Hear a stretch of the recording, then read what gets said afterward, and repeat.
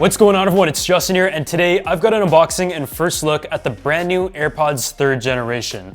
So this is something I feel like we've been waiting for quite a while now, and over the years we've heard rumors of like a redesign, one that looks more like the Pro but doesn't have the silicone tips, and possibly some noise cancellation features as well. But here we have it in front of us. It comes in at a price of $179, has the H1 chip, has an official IPX4 rating, and it also has spatial audio as well, which is something that Apple has talked a lot about recently, and we've seen it on the AirPods Pro and also on the AirPods Max. And I'm honestly pretty excited for this because over the years, even though I do have the AirPods Pro that I use a lot for traveling and such, I personally really like the AirPods 2 because they're the easiest to just slip in and out without any like silicone tip. And a lot of times I'm just walking around and don't really need that full noise cancellation. So personally, this is the one that I'm most excited for, and with some of the added things like improved sound quality, which we really do have to go ahead and test out, as well as the improved battery life, I do feel like it is a pretty decent upgrade, but it is also a very crowded industry now.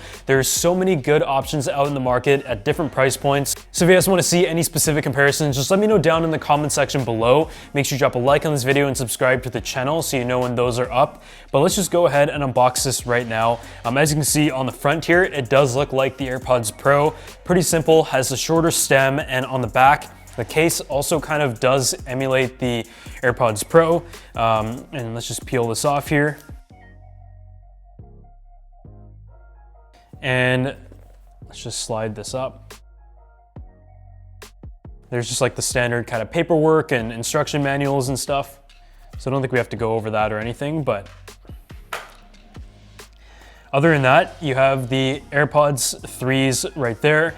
And I've got to say, the case is actually a little bit smaller than I thought. Even though I know they're a little bit smaller in size than like the AirPods Pro, I figured that the size would be the exact same. But it is kind of like in between of what the AirPods 2 is and what the AirPods Pro are.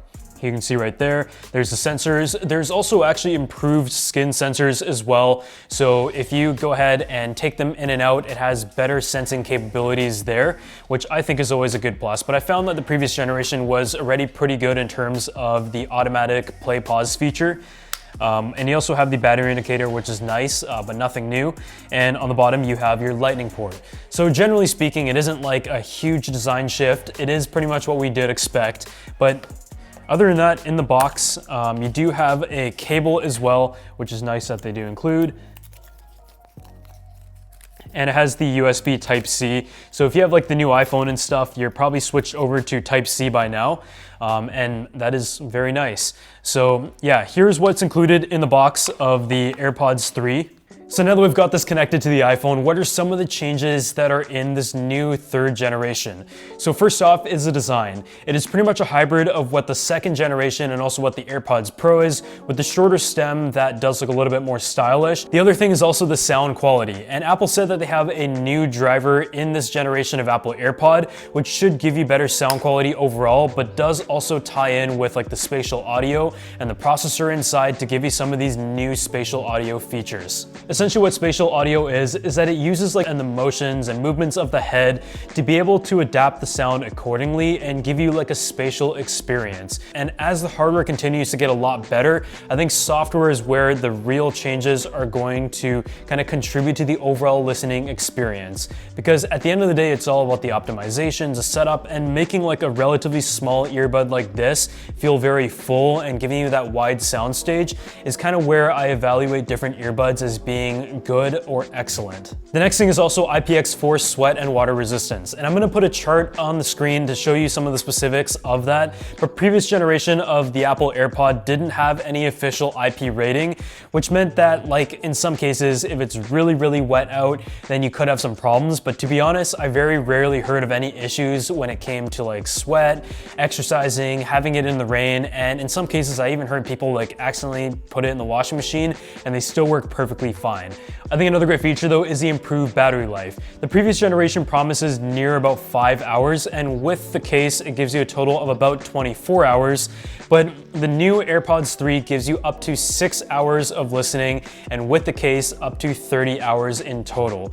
And that is really good, because on very long days I would say that I am able to drain a pair of AirPods 2 from start to finish, so just having that additional time and also more time in the case is really nice, because to be totally honest with you, I forget to charge mine all the time. What is also nice is that there is support for MagSafe charging, so it's able to attach and align to that, and it also has wireless charging built in, which the AirPods 2 has as well. So it's great that if you have like a wireless charging pad or a MagSafe accessory for your iPhone 12 and iPhone 13, you do have that option there.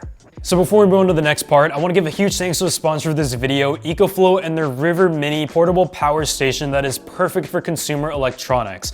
This right here is a 210 watt-hour station, and it has so many different features and different types of inputs, while also delivering a good enough output for stuff like your computer to be able to charge things at a very fast speed. So this is actually a really nice size. You can take it with you camping, or like on a day where you're doing like video production and don't have like a power outlet nearby. But in our case, this is really good for charging up smartphones, camera batteries, and also the computers, because if you go ahead and take a look at the front, it actually has a screen that gives you all the indications of the output, the amount of time left, and the percentage of battery left. But you do also have your ports such as USB Type A and also a USB Type C port that delivers up to a 100 watt output. So you can plug in the brand new MacBook and charge it up at a very respectable speed. And on the other side here, you also have 2 outlets. But what is also cool about this model is that there is a Qi wireless charger that is actually on the top. So you can go ahead and place your smartphone or your earbuds and it will charge that right away. And I think that is a great feature to have, in addition to being able to plug all the different things in and monitor the amount of power that it's using on the front. It also has an extreme fast charger and supports an AC input up to 300 watts and will recharge in 0 to 80% in 1 hour. And it will get a full charge in about 1.5 hours with the included power adapter. You can also monitor and power the EcoFlow River Mini station from the EcoFlow app, which is really cool. And if you guys want to go ahead and check it out for yourself, the wireless model comes in at a price of $399, but will be $319 until the end of the year. And the standard version comes in at a price of $349 and will remain at a price of $299. So huge thanks to EcoFlow once again for sponsoring this video, and I'm going to drop a link to everything down below. So now taking a look at like the size and form factor comparison between a few different models, including the AirPods 2, the AirPods Pro, and also the Beats Studio Buds, which I think comes in at a very good like middle price point that gives you like some solid decisions to choose from. Here's some of the differences right off the bat. And I'm going to talk a bit more about this in the review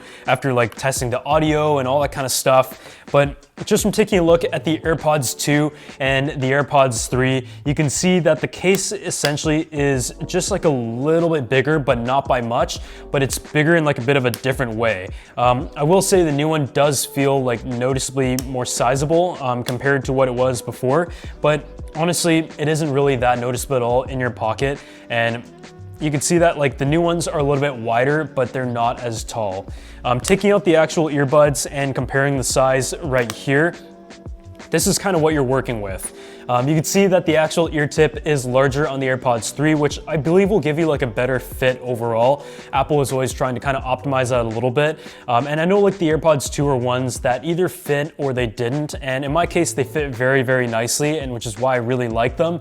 But I do feel like a bit of a larger tip here is going to be able to stay in more ears. So yeah, you can see like there's the sensors and everything. There's also like the microphone and all that, and the actual output. And I do notice that the grill on the AirPods 3 are a little bit larger. So I'm going to have to test and see if there's any like very noticeable sound quality improvements. On top of that, there's also a better skin sensor on the AirPods 3. So taking it in and out of your ears and the play pause function. But yeah, like generally speaking, it does seem a little bit bulkier, but it is much shorter of a stem, which I think is really nice. And the mic quality is still very good.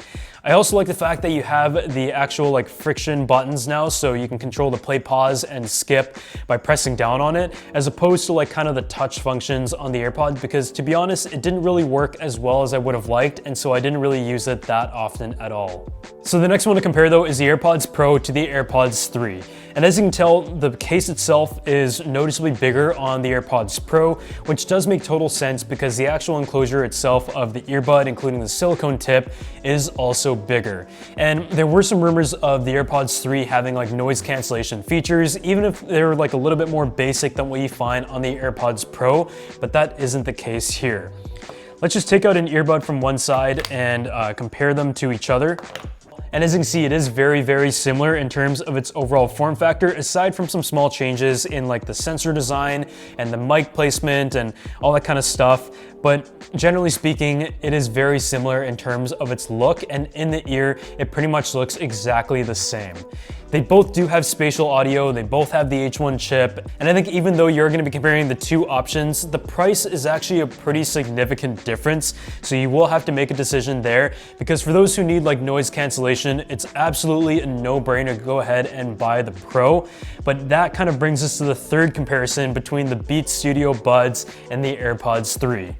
So this right here is the Beats Studio Buds, and I feel like it's very strategic in its place if it was to be compared to all these other products. And we all know Apple does own Beats, so it sort of makes sense. Some of the products have the H1 chip, some of them have the W1 chip.